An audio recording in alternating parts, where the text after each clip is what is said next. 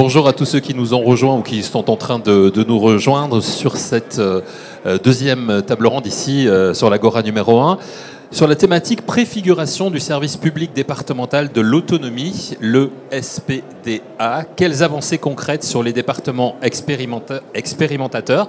Nous allons évoquer ce sujet. Bienvenue à vous tous sur cette table ronde. Alors, SPDA, service public départemental de l'autonomie. Un service public qui a pour ambition de mettre fin aux silos que rencontrent trop souvent les personnes âgées, les personnes en situation de handicap et leurs aidants dans l'exercice de leurs droits. L'objectif est donc de simplifier leur vie en facilitant leur parcours. Alors avant sa généralisation qui est prévue en 2025, 18 départements ont été sélectionnés pour préfigurer ce nouveau guichet unique. Aujourd'hui, nos intervenants vont partager avec nous les avancées concrètes déjà mises en place dans leur territoire sur cette année 2024, ainsi que les points de vigilance à considérer pour assurer le déploiement et un déploiement réussi en 2025. Alors merci d'accueillir nos 4 invités qui sont d'une part Elsa Parlange, directrice de l'action sociale à l'assurance retraite Île-de-France. Merci d'être avec nous. Avec nous également Pascaline Marchand. Bonjour, merci de votre présence. Vous représentez France Parkinson, le comité départemental du 93, et vous êtes la vice-présidente du conseil départemental de la citoyenneté et de l'autonomie pour le département 93 aussi, donc Seine-Saint-Denis. Merci d'être avec nous également Stéphane Corbin. Vous êtes directeur général des services du département de la Gironde. Et avec nous également Dominique Libaud, président du Haut Conseil du financement de la protection sociale. Merci de votre présence également. Alors peut-être avec vous, Dominique Libaud, on peut commencer sur les principaux objectifs du service public départemental de l'autonomie, le fameux SPDA. Ça marche, hein, vous inquiétez pas, il marche. Voilà. Vous parlez bien dans le micro. Pourquoi est-ce que ce SPDA est crucial pour les personnes âgées et les personnes en situation de handicap aujourd'hui ? Bonjour à toutes et à tous, merci d'être présents, parce que pour vous, voilà, comme ça, c'est parfait. Ça marche, ouais. Alors, c'est certainement un sigle encore un peu incompréhensible.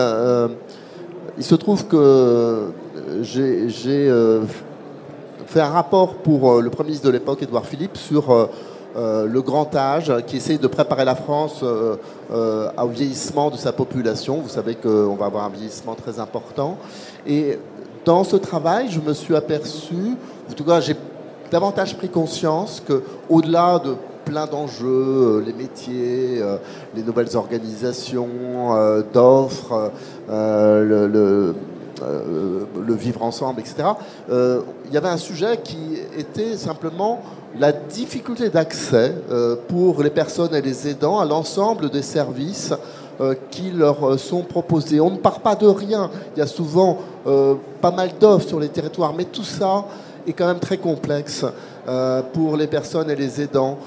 C'est un peu lié à notre organisation parce que on a d'une part ceux qui gouvernent le sanitaire. Alors on va avoir tout ce qui est offre du côté santé, et puis tout ce qui est du côté social va plutôt être du côté collectivité locale. Alors je parle de quoi? Je parle du département, je parle de la sécurité sociale, je parle des CCAS, je parle des MDPH, je parle des hôpitaux, je parle de l'ensemble de l'offre santé. Tout ça, c'est des gens qui, d'une façon ou d'une autre, vont être des acteurs autour des personnes âgées ou des personnes en situation de handicap, qui généralement sont pleines de bonne volonté. Et pour autant, quand on regarde vue de la personne, c'est souvent très compliqué. C'est un parcours de vie pour une personne en situation de handicap ou pour une personne âgée, ce parcours. Et donc, moi, j'essaie de renverser les choses. C'est-à-dire, le service public, c'est pas chacun dans sa petite case qui sert une prestation. Moi, je sers ma prestation et je regarde les conditions, et puis je m'arrête là. Et puis si c'est pas ça, ben, vous allez à la porte d'à côté et à vous d'aller voir. Ou je rends un service hospitalier, et puis ensuite vous sortez, c'est fini, etc. Non. Notre sujet, c'est le parcours de la personne et mettre au cœur du service public la personne qui à la fois a éventuellement une pathologie, peut avoir des problèmes de handicap, peut avoir des sujets de précarité, il faut la saisir dans son environnement, avec son conjoint si elle en a un, avec ses enfants s'il s'occupe d'elle, etc. Voilà. Donc comment on renverse les choses pour construire le service public à partir de la personne. C'est ça l'enjeu du service public départemental de l'autonomie. Et Et donc, effectivement, j'ai fait un rapport sur cette question. Il se trouve que les ministres successifs ont dit OK, on y va, mais pas seulement eux, mais les parlementaires.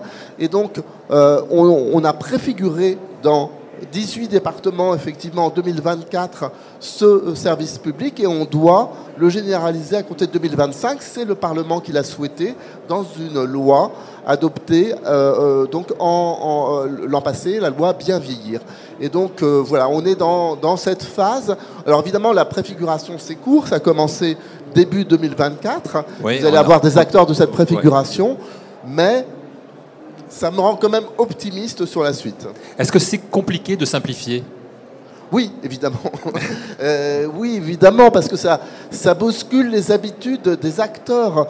C'est quand même plus compliqué de travailler avec les autres que de travailler tout seul. Enfin, au départ, ça peut apparaître un peu plus compliqué parce que ça modifie les habitudes de travail, etc. Et puis, il ne faut pas que ça soit chronophage quand même. Ensuite, beaucoup d'acteurs vont dire, il y a déjà plein de comités, de trucs et de machins. Qu'est-ce que vous nous faites? Non, il faut arriver à trouver les bonnes modalités de travail qui sont opérationnelles et qui vont vers du concret. Et en même temps, je dis, c'est un peu compliqué, mais aussi, mon premier sentiment dans tous les départements, c'est quand même tous les acteurs adhèrent à la démarche. Donc je ne me heurte pas à un refus en disant non, on est très bien chez toi et on ne veut pas travailler avec les autres. C'est pas vrai. Et donc il y a une bonne volonté quand même des acteurs et ça c'est très important. Et ils voient l'intérêt, ils voient l'enjeu. Et souvent ils comprennent parce qu'eux-mêmes sont exposés. Nous avons tous...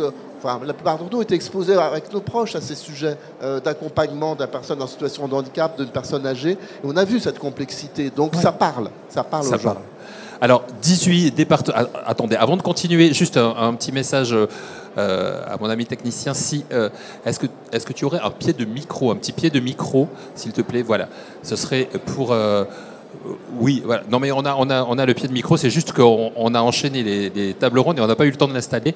Mais pour Pascal, ce serait formidable. Merci beaucoup. Pardon pour ce petit aparté technique qui était extrêmement utile. Alors, on le disait, 18 départements expérimentateurs.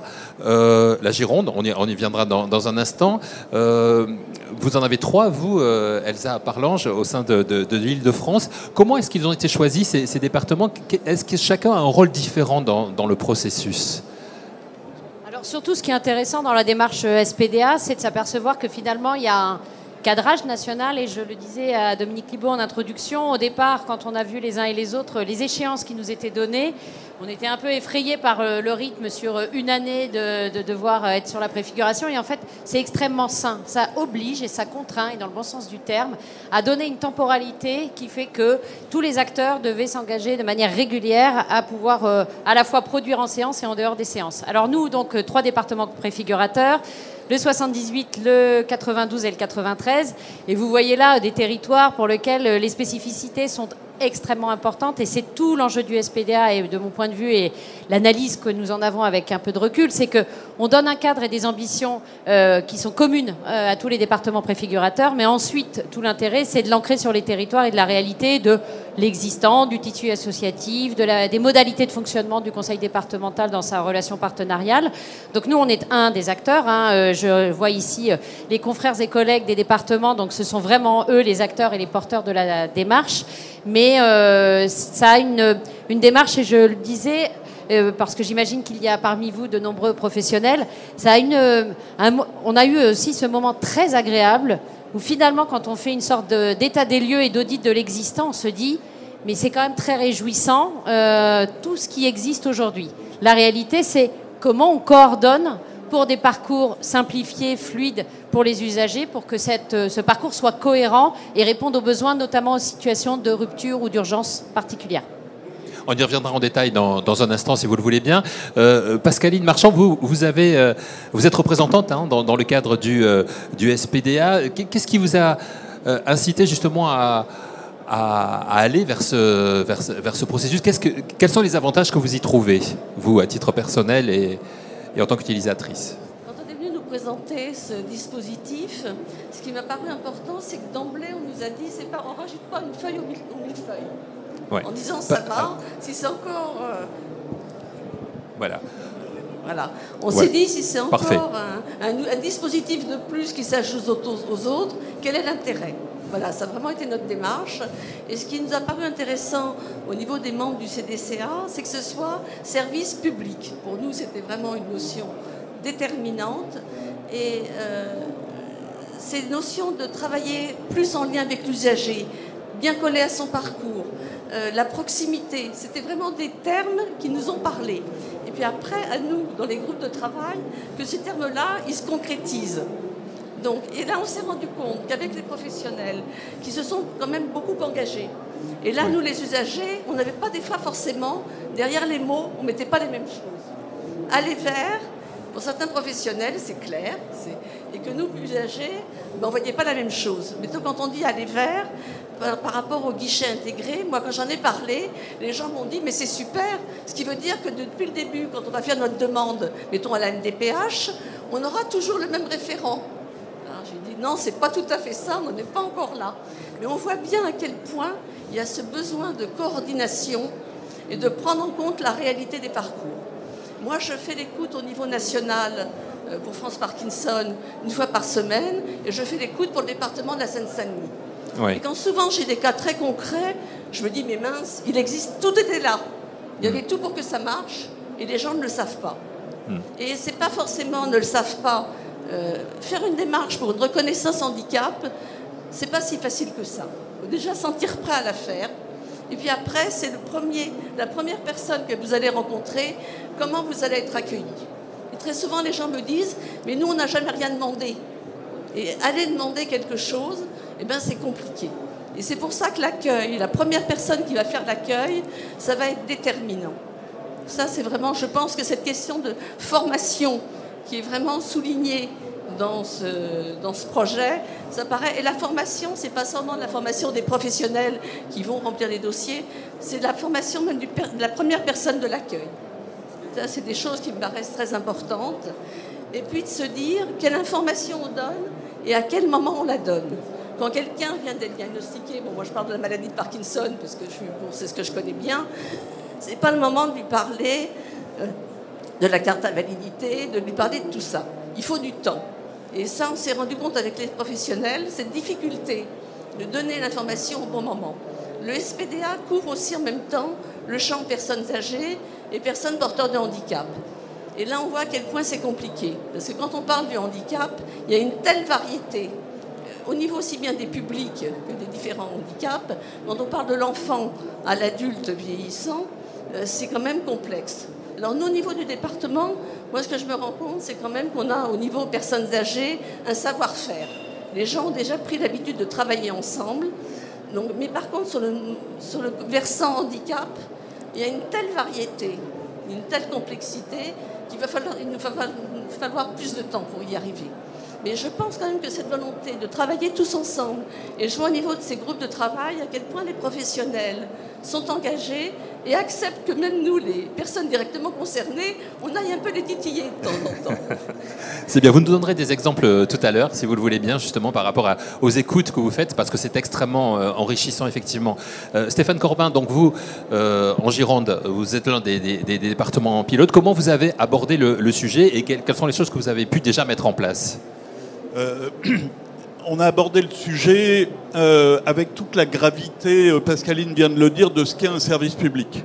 Et lorsqu'on annonce qu'on crée un service public, il faut prendre la question dans sa complétude. Et on a souhaité de le faire tout simplement en s'appuyant sur les personnes elles-mêmes, telles qu'elles le vivent. C'est pour cela qu'on a fait une grande consultation avec même des micro-trottoirs à la gare de Bordeaux, sur les arrêts de tram, etc., pour un peu connaître le quotidien des personnes et les difficultés que les personnes vivent réellement. C'est ce que vient de dire Pascaline. Ce qui nous a amené, notamment dans une journée de restitution, à recueillir la parole et d'entendre dire que finalement les politiques ou les dispositifs nationaux parlaient de réforme alors que les personnes elles-mêmes parlent d'amélioration de leur quotidien. Il faut qu'on parte justement des éléments du quotidien et ce qu'on nous dit la plupart du temps,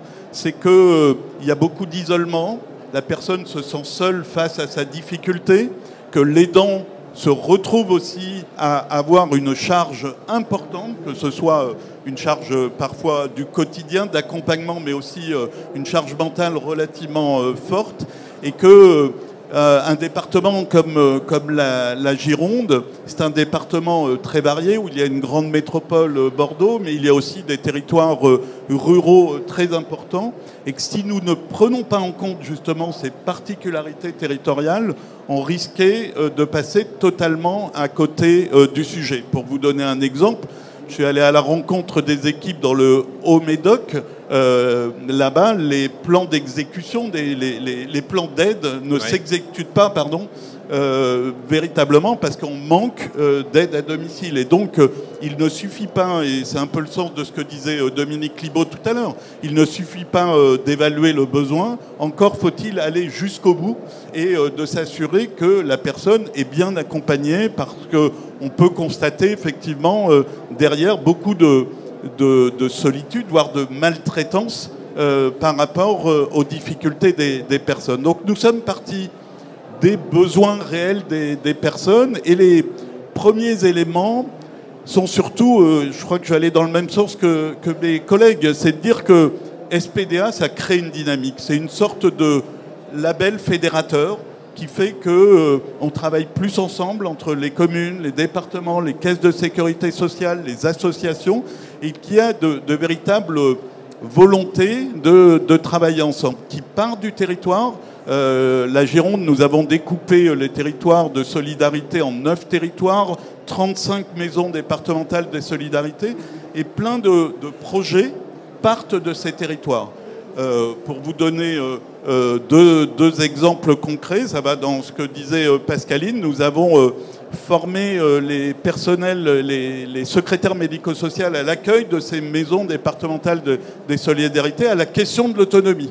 Et donc aujourd'hui, ces personnes chargées de l'accueil, c'est-à-dire le premier regard en quelque sorte, a une sensibilité beaucoup plus forte. Nous avons également sur un territoire, le Libournais, créé un poste de psychologue en appui aux aidants parce que c'était la demande du territoire.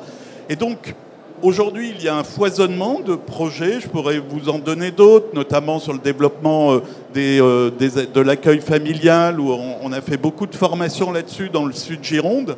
Mais ce qui manque, en quelque sorte, c'est de garantir ces niveaux de service en tout point du territoire. C'est de faire en sorte, et j'en reviens là, que lorsqu'on parle de service public, c'est de garantir justement notre niveau de service. Un des points qui revenait très souvent, ça surprendra personne, que ce soit d'ailleurs une personne vivant avec un handicap ou une personne âgée, c'est que parfois elle fait une demande, elle n'a pas de réponse dans un temps qu'elle juge raisonnable. Et que ce temps jugé raisonnable est rarement le temps administratif.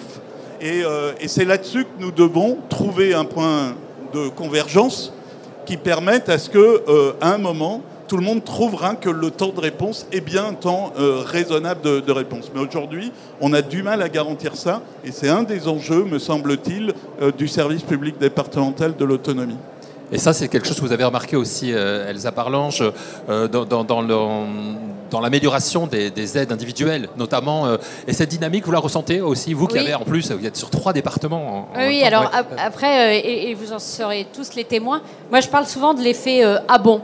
Au sens, quand on s'aperçoit ou quand on témoigne de ce que le SPDA va permettre et enclencher de faire, vous en parlez à une personne un peu plus éloignée, elle vous dit « Ah bon, parce que vous ne faisiez pas ça avant ». Je vous donne un exemple concret. Donc cet effet « Ah bon », il est toujours très... Parce que ça ramène finalement à des réalités très concrètes, de se dire que ça paraissait une évidence et que le SPDA révèle que ce n'est pas fait. Je vais vous partager des exemples très concrets. On a aujourd'hui donc service public de la retraite. Moi, je suis sur le volet de l'action sociale et on a des partenariats. Je vais vous donner des exemples avec des centres sociaux. Des centres sociaux qui me font remonter à moi des situations de rupture de droit par rapport à des usagers qu'ils accueillent dans les centres sociaux. Nous n'avons pas aujourd'hui, et on va évidemment y remédier, nous n'avons pas de circuit de signalement en interne des situations à risque ou rupture de droit, ce qui fait que Ça passe par la bonne volonté des uns et des autres, où moi j'écris à ma consoeur de la retraite pour lui dire « Oh là là, il y a une situation à risque, est-ce que tu peux gérer ?» Elle me rend service pour le faire, mais il n'y a pas de circuit adapté. Et aujourd'hui, on se rend bien compte que pour nos partenaires, c'est pas satisfaisant. On a des partenariats avec les foyers de travailleurs migrants et résidences sociales. Moi, je peux pas me faire le réceptacle par ma boîte mail et simplement par souci de bonne volonté et de bien agir.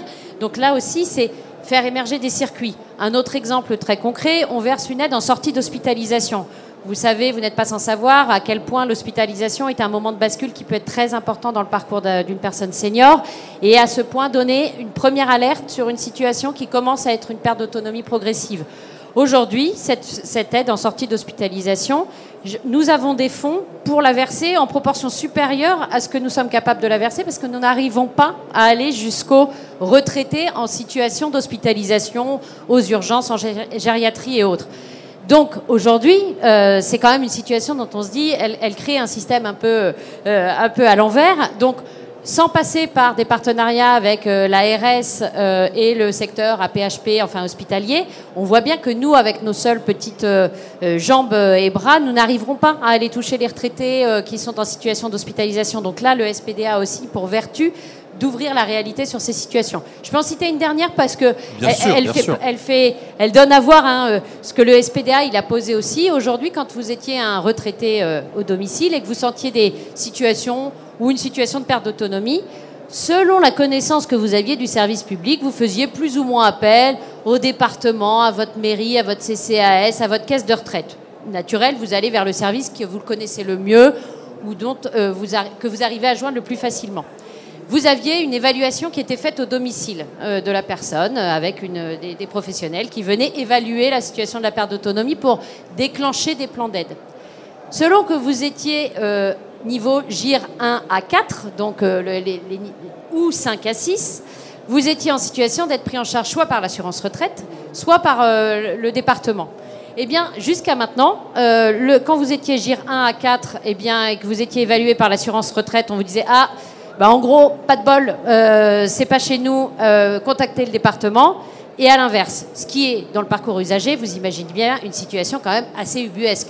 C'est à nous, service public, de nous organiser, je dirais, en arrière-boutique, en arrière-cuisine, pour que l'usager n'ait pas à se poser la question du service qu'il doit solliciter, d'autant plus qu'on devait avoir forcément des gens qui, une fois qu'ils avaient eu cette information, ne faisaient appel surtout à aucun service, parce que je disais, moi je ne sais pas, ma caisse de retraite, je ne sais pas qui contacter. C'est ce que disait Pascaline tout à l'heure, effectivement, on voilà. n'a pas envie de demander.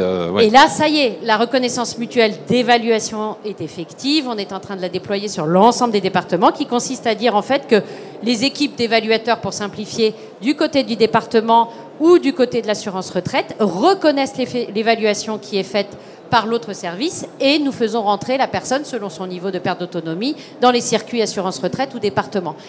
Voilà, ça c'est des vraies avancées qui sont aussi pour les aidants, simplifier aussi la vie aussi des proches qui sont à proximité, etc. C'est un aspect essentiel. Aujourd'hui aussi, l'aspect des aidants, on l'évoquait dans la table ronde précédente, mais effectivement l'aspect aidant, j'imagine Dominique Libaud que vous y avez pensé évidemment dans la conception de ce SPDA. C'est tout cela, tout ce qu'évoquait Elsa Parlange à l'instant qui a fait qu'à un moment vous vous êtes dit c'était plus possible, il faut qu'on avance autrement.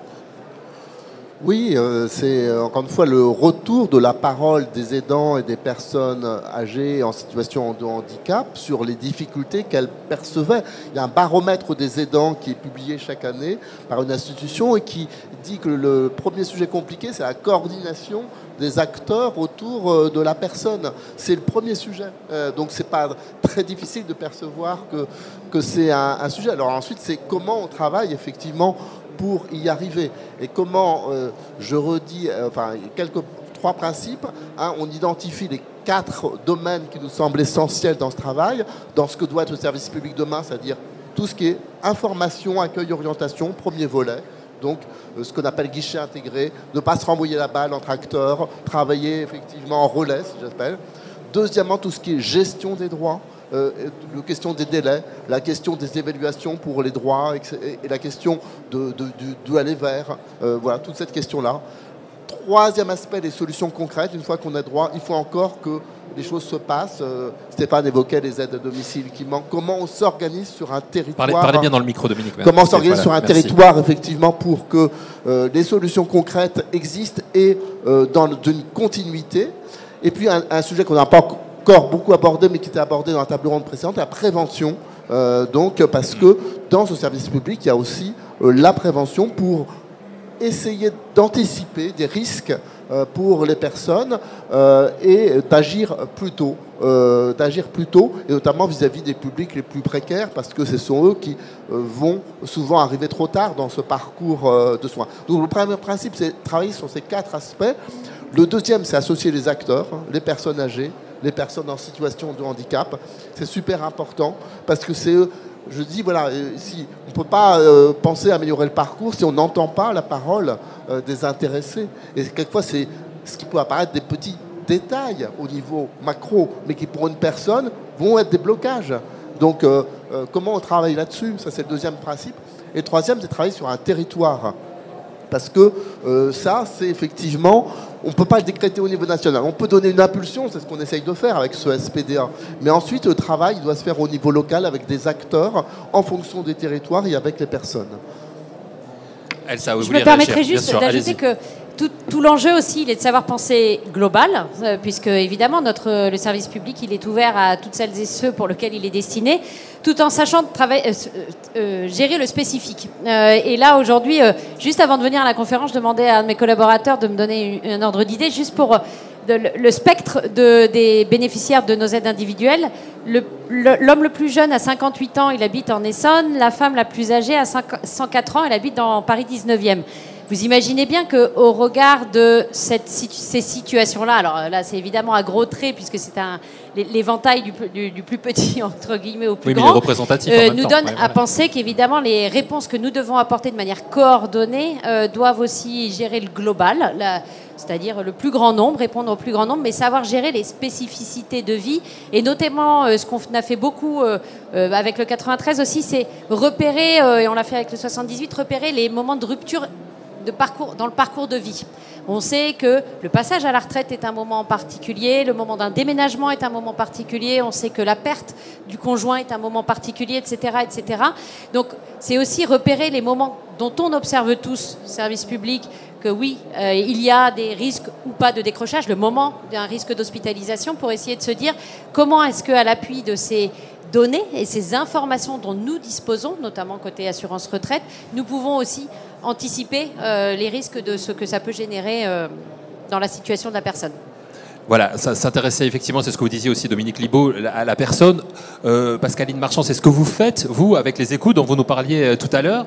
À travers ces écoutes, quelles sont les tendances, les problématiques que vous avez identifiées avec ces échanges? Si vous avez quelques exemples à nous donner. Alors, je dirais au niveau des problématiques, des fois, on appelle un petit peu dans l'urgence. On nous appelle dans l'urgence. C'est l'exemple de la semaine dernière. Voilà, le monsieur avait Parkinson depuis plusieurs années. Sa femme s'en occupait avec une femme de ménage qui intervenait. La femme doit être opérée. Les enfants m'appellent. Qu'est-ce qu'on va faire? Qu'est-ce qu'on va faire? Et d'un seul coup, en urgence, quelle décision on va prendre? Et là, je me dis, c'est un peu dommage. J'étais dans un département où il y avait quand même des structures, des choses qui étaient là en place, et les gens n'en avaient nullement connaissance. Et là, on se dit, c'est quand même un peu bête d'arriver d'un seul coup à un placement qui ne va pas forcément bien se passer, comme on aura préparé la personne, alors qu'il y avait tout pour que ça marche. Donc là, vraiment, la question de l'information, et je dirais donc de l'information, quels sont les relais? Bon, c'est vrai, il y a des médecins généralistes, avec toute la difficulté actuellement de trouver un médecin généraliste, et un médecin généraliste qui va en plus prendre le temps de faire ce relais. Donc là, la question de l'offre médicale est aussi très, très importante. Par rapport à cette personne, je dirais que l'hospitalisation n'a pas forcément été une mauvaise chose, parce que ça a permis de mettre les choses à plat et que les gens prennent connaissance de leurs droits. Ça, c'est vraiment très, très important. Il ne faut pas oublier que la personne âgée ou que la personne porteuse de handicap est toujours un citoyen qui a des droits. Et ça, c'est important de comment nous, en tant que professionnels, vous, en tant que professionnels, on va agir pour que les personnes connaissent leurs droits. Souvent, les gens me disent, mais nous, on n'a jamais rien demandé. On n'a jamais rien demandé, on n'a jamais demandé d'aide, on n'a jamais rien demandé. Je dis oui, mais est-ce que vous avez demandé aussi d'avoir un handicap? Ça, vous ne l'avez pas demandé. Le handicap, il est là. Alors comment arriver à vivre le mieux possible avec? Ça, c'est vraiment quelque chose d'important. Et je pense que là, votre regard, ça va être déterminant par rapport à la personne. Exemple aussi que je citais tout à l'heure, un monsieur m'appelle, sa maman, 90 ans, vit toujours chez elle, autonome et tout se passe bien, elle a une auxiliaire de vie, et elle se fait repérer des yeux. Opération pas très grave, sauf que par rapport à cette opération, il faut qu'elle ait des gouttes, une goutte le matin, une goutte le soir. Alors imaginez avec Parkinson, se mettre une seule goutte dans l'œil, c'est de l'ordre du pari impossible. Bon.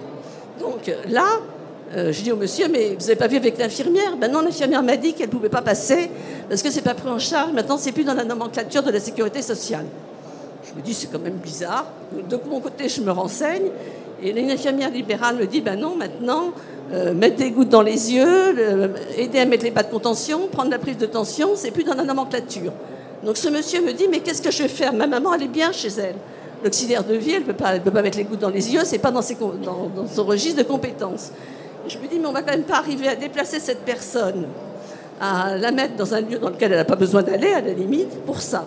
Et c'est toutes ces petites choses. Et je pense que ce que je regrette un peu au niveau du SPDA, c'est peut-être qu'on n'ait pas revu aussi l'offre médico-sociale. Ça me paraît déterminante, ne serait-ce qu'au début.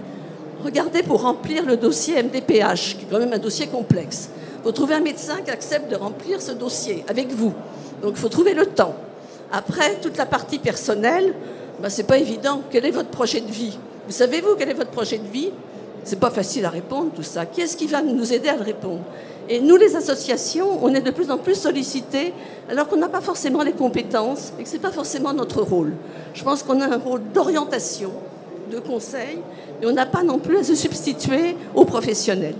Et là, cette difficulté, c'est tous ces trous dans la raquette, qui au départ paraissent des toutes petites choses. Vous savez, c'est Yankelevitch qui disait, quand il ne manque rien, quand il y a tout, il manque l'essentiel, c'est le presque rien.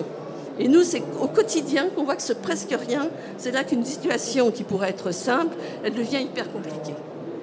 Alors, avant de vous donner la parole, Stéphane Corbin, aussi, pour avoir peut-être quelques idées d'exemples que vous avez pu avoir sur la gérante Dominique Libaud, par rapport à ce que vient de dire Pascaline. Alors, j'imagine, évidemment, comme c'est expérimental, hein, encore le SPDA, que vous tenez compte de toutes les remontées sur les 18 départements qui sont expérimentateurs. Vous tenez compte de tout cela et ça vous permet d'avancer, de modifier les choses, de faire progresser le SPDA. On essaye évidemment, d'abord, je tiens à dire, mais tout le monde le constate, entendre la parole d'une personne en situation âgée ou personne en situation de handicap, c'est plus fort que tout, quoi. Donc comment ne pas l'entendre, effectivement. Donc c'est ça qui est important. Ensuite, effectivement, on essaye avec la CNSA, donc je rappelle que la Caisse nationale de solidarité et d'autonomie pilote un peu cette mise en place. Hein. Et donc, on a des systèmes pour faire remonter les choses. Ensuite, on n'est pas dans une situation d'imposer, de prescription. En revanche, on va fabriquer un cahier des charges national à partir des remontées, à partir de la concertation avec les uns et les autres, pour quand même avoir une idée du service public attendu par les personnes, les sujets fondamentaux qu'on doit globalement retrouver, que ça soit une boussole pour les territoires. Et puis ensuite, on va essayer, en fait, tout simplement de faire savoir aussi ce que les uns et les autres font. Moi, je suis très frappé entre nous que souvent, les départements ne savent pas ce qui se fait à côté. Enfin, alors que, voilà, comment on diffuse les bonnes idées. Il faut donner envie, d'une certaine manière, aux acteurs en disant, mais certains ont imaginé ceci, etc. Et comment vous pouvez... Je donne un exemple, par exemple, parce qu'il faut parler concret, et vous en avez parlé. Un exemple aussi que j'aime bien, c'est le travail entre le SDIS, le dispositif d'appui à la coordination, l'hôpital, sur la prévention des chutes. Trop souvent, le SDIS, il va intervenir au domicile, il y a une chute, il va relever la personne, et puis, s'il communique à personne, qu'est-ce qui va se passer? La personne va chuter à nouveau, elle risque d'arriver plusieurs fois aux urgences, et on ne va pas agir. Donc, comment on travaille entre les acteurs pour, à partir de cet événement qui est la chute, regarder, mettre en place un programme, une action pour éviter évidemment le renouvellement de cette chute. Voilà, et ça, par exemple, ça se fait en Sarthe, mais voilà, plus on diffuse des bonnes idées de collaboration entre les uns et les autres, plus je pense que ça va permettre effectivement une dynamique qui se passe sur l'ensemble des territoires sur ces sujets. Et j'imagine, Stéphane Corbin, que des bonnes idées, vous en avez entendu, vous en avez reçu également. En plus, vous avez l'expérience aussi de l'Île-de-France, puisqu'avant d'être en Gironde, vous étiez ici en Île-de-France. Donc, les choses sont différentes d'un département à l'autre, justement. Oui, sont totalement différentes, puisque les territoires sont évidemment pas les mêmes. Et j'insiste un petit peu là-dessus, mais c'est la démarche qu'a initiée Dominique Libaud par une méthode de préfiguration. C'est-à-dire que il ne s'agit pas d'imposer une sorte de cahier des charges qui, de manière un peu théorique, s'appliquerait partout pareil en France, alors que les territoires sont très différents et que, comme l'expliquait Pascaline à l'instant, si on veut vraiment être à l'écoute et répondre aux besoins réels des personnes, il faut les adapter. C'est ce que nous, on tente de faire. Quand j'étais en Seine-Saint-Denis, c'est ce que l'on faisait. C'est également la démarche qui est la nôtre en Gironde. Je vais vous donner très rapidement quelques exemples. Premier point, c'est qu'il est nécessaire, ça a été dit par Pascaline Lemarchand, de s'appuyer sur ce qu'on appelle le premier recours, c'est-à-dire là où finalement les personnes sont susceptibles d'exprimer un besoin. C'est la mairie, c'est les services sociaux, qu'ils soient du département ou voire des villes par les CCAS. C'est également le réseau des médecins généralistes. C'est toute une série d'acteurs. Et ça a été dit par les uns et les autres, ce réseau d'acteurs n'est pas toujours pleinement coordonné au bénéfice des politiques de l'autonomie. Donc nous, on a initié, ça va faire un peu techno, mais des conventions de coopération de l'exercice des compétences entre les communes et le département sur l'action sociale. Et bien là, on souhaite l'élargir effectivement aux questions de l'autonomie. La démarche en Seine-Saint-Denis autour du guichet intégré est une démarche similaire. C'est de dire, nous ne pouvons pas renverser la responsabilité de la compréhension du système des professionnels vers les personnes. C'est nous, professionnels, qui devons simplifier la vie des gens. C'est pas aux acteurs d'essayer de comprendre un système qui est, et ça tout le monde le dit, éminemment complexe. Donc on va travailler là-dessus. En Gironde, par exemple, nous avons une bonne coopération avec la préfecture, les services de l'État sur le réseau France Service qui est très dense sur un territoire comme le nôtre. Il faut que le réseau France Service soit pleinement impliqué. Les médecins généralistes, d'où aussi la mobilisation nécessaire de l'Agence régionale de santé, doit être pleinement mobilisée également. Le deuxième exemple, plus concret peut-être, c'est que ça a été évoqué, la démarche doit permettre de renforcer l'aller vers. C'est-à-dire que plus les personnes sont fragiles, que ce soit par l'âge, par leur handicap, plus il faut qu'on proportionne la manière d'aller vers eux. Moi, j'ai toujours été surpris que le réseau des maisons départementales des personnes handicapées avait d'abord une conception départementale. Et il est nécessaire d'avoir une conception locale de l'accès aux droits des personnes handicapées. Pour vous donner un exemple, en Gironde, nous avons développé sur 2 territoires un peu plus difficiles, le Médoc et la Haute-Gironde, qui est peu dense, avec des difficultés sociales particulières d'accès aux droits, beaucoup de bénéficiaires du RSA, etc., des bus qui cheminent dans les villages pour permettre l'accès aux droits. Ce qu'on appelle, c'est des bus qui s'appellent le bus en plus et qui apportent toute une série de services. Et on s'est aperçu, il est au cœur du village, mais que pour les personnes âgées ou pour les personnes en situation de handicap avec des difficultés de mobilité, c'était encore trop loin. C'est-à-dire qu'on ne faisait pas le dernier kilomètre. Eh bien, en plus de ce bus, nous avons dédié des moyens pour qu'une personne vienne chercher en quelque sorte le réseau de personnes du dernier kilomètre. Et ça, on s'est aperçu que beaucoup de personnes âgées, essentiellement, n'avaient pas eu de contact avec les services sociaux à cause de ce dernier kilomètre. C'est vraiment un point qui me paraît important. Et puis le dernier élément, et qui est parfois une théorie qui se met difficilement en pratique, c'est de dire mais comment on peut mieux coordonner la manière de travailler ensemble. Avec l'assurance retraite, c'est comment on facilite effectivement l'accès au droit à la retraite pour beaucoup de personnes pour qui c'est un effort important de basculer positivement vers les droits à la retraite par rapport au droit au RSA ou d'autres éléments comme ça. C'est un point important parce que là aussi, on simplifie terriblement la vie des gens. Et même au sein d'un département, il n'y a pas toujours cette articulation avec les politiques. En Gironde, moi, j'ai souhaité que ce que l'on fait en direction du tourisme bénéficie aux aidants et qu'il n'y avait peut-être pas besoin d'inventer des dispositifs très sophistiqués pour permettre le droit au répit. Faisons tout simplement en sorte qu'on organise par moment un répit au sein du territoire girondin pour que les personnes puissent à un moment donné souffler en organisant les choses avec l'ensemble de nos compétences. On a des sites qui peuvent accueillir, des sites touristiques qui peuvent accueillir des personnes sur des séjours courts et on commence à initier ce type de pratique.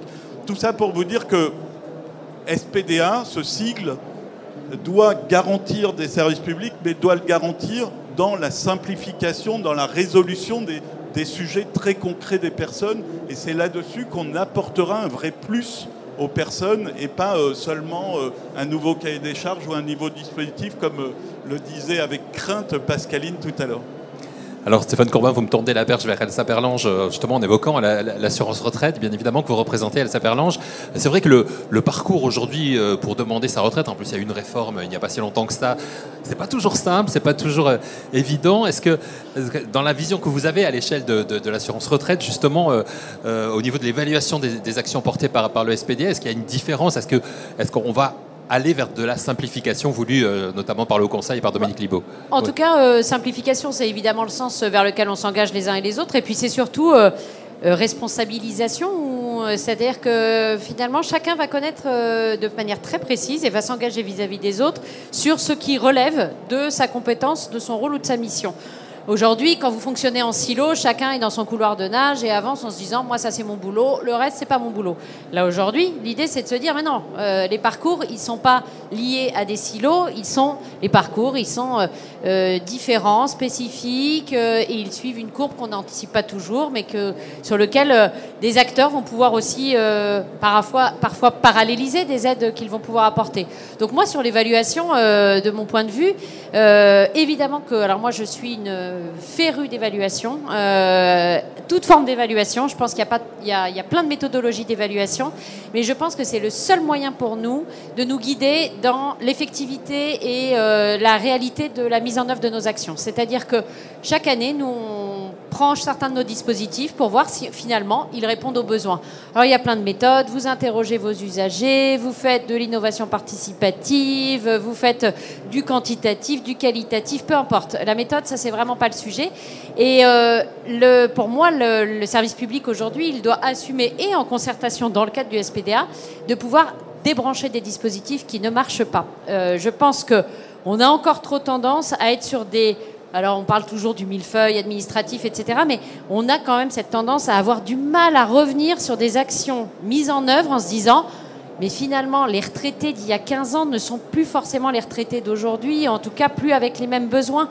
Donc, ce qui prévalait comme très utile, très essentiel il y a 10 ou 15 ans ne répond plus aux besoins et on en a la preuve à l'appui d'une évaluation. Eh bien, il faut... faire évoluer nos offres de services, les mettre en cohérence avec ce que nos partenaires font pour éviter de doublonner à des endroits où on se dit que c'est déjà préempté. Je peux vous donner un exemple très concret. Nous, par exemple, l'assurance retraite, on est assez peu mobilisés au sens financier sur la question de l'aide aux aidants. Mais pourquoi? Pour quelle raison? Parce qu'en fait, il y a un nombre d'acteurs déjà très engagés, notamment par les groupes de retraite complémentaires.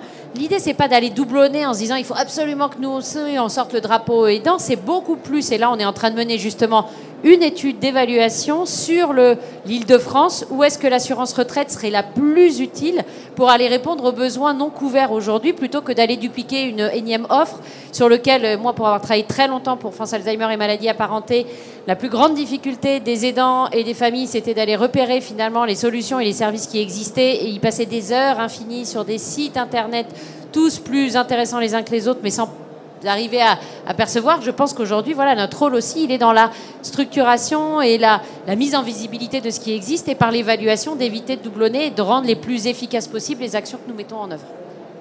Merci pour ces témoignages extrêmement importants. Alors, le SPDA, il a un coût, hein, j'imagine, Dominique Libaud. On vit une période de restriction budgétaire importante. Est-ce que ça va jouer sur le développement du SPDA sur 2025 ? Moi, je vous dis, ma conviction, c'est que la prise en compte, et moi je prends en compte la situation financière de la France. Vous l'avez dit au début, je suis aussi président du Haut Conseil du financement de la protection sociale. Donc je suis très sensible à la situation très compliquée dans laquelle on est. Et une des questions que je me pose souvent, c'est où va se situer le progrès demain, alors que les marges de manœuvre budgétaires vont être, il faut bien le dire, assez limitées. Et alors qu'on a des contraintes fortes, des défis forts, dont celui du vieillissement. Et donc, comment nos concitoyens vont voir que néanmoins, le progrès, ça continue à exister. Le progrès, c'est peut-être justement de travailler mieux ensemble. C'est faire du service public mieux ensemble.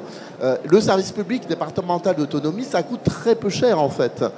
C'est pas un gros investissement comme une annonce de prestation qui coûterait beaucoup d'argent. C'est un peu d'huile dans les rouages, si j'ose dire, un petit peu, mais c'est pas des sommes énormes. Vous voyez, je vous donne un peu l'ordre de grandeur sur la généralisation. On est sur un budget éventuel de 5 millions d'euros, alors que la moindre prestation sociale, c'est souvent 200 millions, 300 millions au minimum, tout ça. Donc c'est très peu cher. Et surtout, ça peut rapporter. Ça peut rapporter parce que, justement, on va intervenir en amont. On va faire de la prévention et éviter des aggravations de risque chez les personnes parce qu'elles auront ce qu'on appelle des ruptures de parcours. Un sujet qu'on a un peu évoqué, mais peut-être pas assez. Ces ruptures de parcours, lorsqu'on ne s'organise pas, c'est notamment, par exemple, on a parlé de la personne Alzheimer avec son conjoint lui-même ou elle-même âgé et qui tout d'un coup a un problème de santé. Qu'est-ce qu'on fait en urgence pour résoudre cette situation ? Le risque, c'est de retrouver les deux aux urgences à l'hôpital. Eh bien, c'est une très mauvaise solution pour les personnes elles-mêmes. Ça embolise les urgences à l'hôpital et c'est coûteux pour le système. Donc, gérer le parcours, c'est aussi éviter ça. C'est éviter les mauvaises solutions qui vont coûter très cher à la personne, très cher au système et qui malheureusement existent aujourd'hui parce qu'on n'a pas suffisamment travaillé en amont avec les différents partenaires. Donc, dans la situation financière de la France, je pense que travailler ensemble entre les différents services public pour former un service public très fort de l'accompagnement du parcours de la personne, c'est le meilleur investissement qu'on puisse faire. Voilà, ça va dans le sens des économies, effectivement. Alors, il nous reste quelques minutes, le temps passe très vite, effectivement. Donc, j'aimerais qu'on voit avec vous, avant de terminer avec Dominique Libaud sur la suite, bien évidemment, mais faire un petit bilan des actions menées depuis le début de cette année autour du SPDA. Peut-être avec vous, Pascaline Marchand, pour commencer, du point de vue des usagers. Je dirais qu'au niveau des usagers, je vois dans le département auquel j'appartiens, 93, il y a eu tout ce travail du aller vers, du repérage. Et ça, c'est aussi très important. On s'est posé la question de ces gens qui aimeraient bien être des usagers, mais qui n'y arrivent pas, parce qu'ils n'ont pas la première étape. Donc on s'est posé la question, mettons, on s'est dit, les gardiens d'immeubles, c'est souvent des personnes qui connaissent bien. Et comment on va les toucher, comment on va les informer, ce sont des choses très concrètes. Et je dirais que là, on avance par la volonté des professionnels, et aussi par la volonté des personnes directement concernées. Ça me paraît important, qu'on ait pris le temps de se mettre ensemble, de parler, de voir qu'on n'entendait pas forcément les mêmes choses, et puis d'y croire quand même, parce qu'on a quand même envie que ça s'améliore, même si on est très inquiet. Moi, vous parliez de prévention. La prévention, ça a un coût. Il faut aussi des gens formés. Ça coûte à un moment, mais on y gagne après. Et là, c'est vrai que moi, je suis un peu inquiète en me disant, avec ces restrictions budgétaires, est-ce qu'on va avoir suffisamment les moyens de pouvoir... Parce qu'on peut se coordonner, on peut mutualiser, mais il y a un moment, il y a des limites. Pareil, au niveau de la formation, avoir des gens compétents, ça a un coût, parce qu'il faut les former. Et ça, je crois qu'on ne peut pas faire l'impasse dessus. Et alors, c'est pas seulement la bonne volonté des professionnels, mais aussi qu'est-ce qu'on leur donne en face. Et je dirais, je reviendrai par une dernière phrase, qui est de considérer aussi les personnes âgées ou personnes porteurs de handicap, comme toujours capables et compétents. Et pour qu'on les considère comme des personnes capables et compétentes, il faut que les gens qu'ils aient en face aient aussi, eux, des compétences. Et ça me paraît déterminant. Et vous en êtes l'exemple type. Merci beaucoup, Pascaline. Alors, au niveau de la Gironde, Stéphane Corbin, un petit bilan de ces mois d'action autour du SPDA.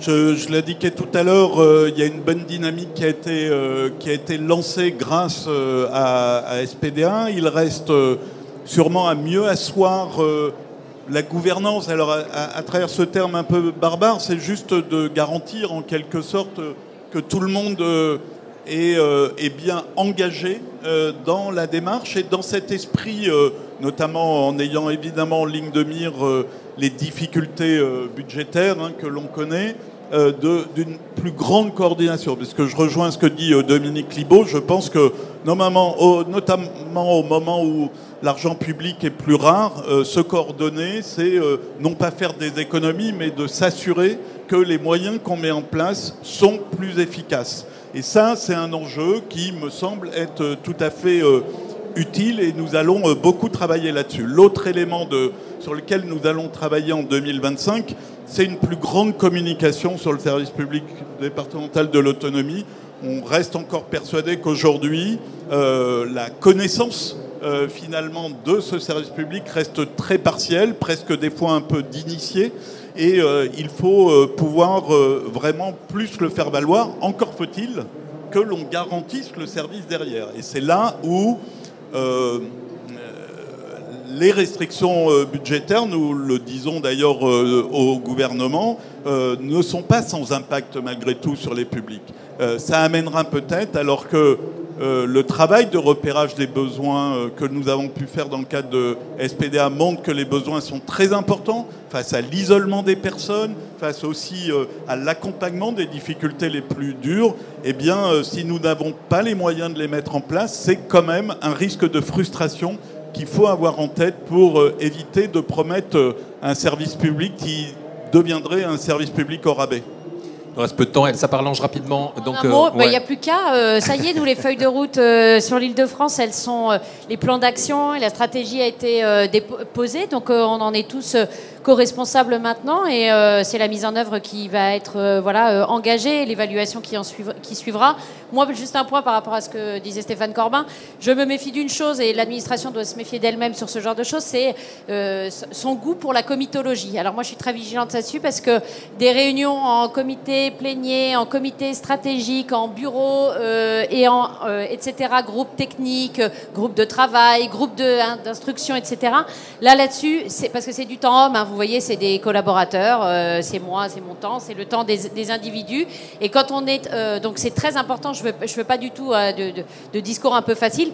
Il faut structurer, mais faire attention à faire en sorte de raffiner aussi, et là aussi interroger dans les comitologies, ce qui ne sert à rien, et pouvoir se le dire là aussi en confiance entre les acteurs pour aller le plus à l'efficacité.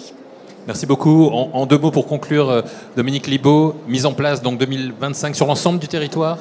Progressivement, oui. Ouais. Progressivement, oui. Ça ne sera pas la baguette magique au 1er janvier, je le dis tout de suite. Alors, les conditions pour cette réussite. Communication, Stéphane a commencé à l'évoquer. On compte sur tout le monde pour faire cette communication. Alors, sur les départements préfigurateurs, c'est un des intérêts, c'est qu'ils puissent évoquer vis-à-vis de leurs collègues l'intérêt de cette démarche. Donc voilà. Mais vous tous qui nous écoutez, je suis sûr que vous êtes convaincus là suite à cette table ronde. Donc vous devenez ambassadeur du SPDA. Je compte sur vous pour faire de la communication SPDA. On prend les noms à la sortie. Non. Mais donc oui, la communication, c'est important. Formation, ça a été évoqué. Formation, et là, ça va être un peu plus compliqué parce que s'il y a au sommet, mais aussi les acteurs qui sont proches des personnes. Et heureusement, je salue les territoires qui font des formations de celles et ceux qui accueillent les personnes parce que voilà, cette idée de je passe le relais, je ne veux pas dire ah ben non c'est pas ici, c'est aller voir ailleurs et tout ça, ça veut dire effectivement former les collaborateurs à la connaissance de l'offre sur un territoire et tout ça. C'est pas si simple que ça, c'est important. On va avoir un sujet très progressif, système d'information, comment se passe l'information, pas faire un grand système d'information, mais regarder très concrètement les problèmes qui sont posés, et puis une démarche d'amélioration continue. Parce qu'il faut être toujours à l'écoute. Ce n'est pas être à l'écoute une fois des personnes âgées, des personnes handicapées. C'est comment on a une démarche d'amélioration continue. Parce que des sujets qui peuvent être résolus ou apparaître résolus ou paraître très évidents, ils vont surgir à nouveau. Et donc, on doit être dans cette démarche d'amélioration continue dans le SPDA. Donc voilà. Mais c'est vrai que quand je regarde les expressions, ne serait-ce que dans cette table ronde, mais aussi ce que j'entends dans les territoires, je suis relativement optimiste parce qu'en tout cas, il y a énormément de bonne volonté des acteurs, tous les acteurs, y compris évidemment les représentants des personnes âgées et handicapées. Une dynamique qui est en train de se créer et j'espère qu'elle ne s'éteindra pas. Voilà. Voilà, c'est une jolie conclusion. Merci beaucoup. Merci à tous les quatre. On peut les applaudir. Merci. Et donc, on va suivre de près l'évolution du service public départemental de l'autonomie. Merci à vous tous. Nos tables rondes continuent, bien évidemment. Dans l'après-midi, rendez-vous ici même à 13h pour un sujet sur l'ouverture de la santé au travail pour les salariés à domicile et les assistants maternels.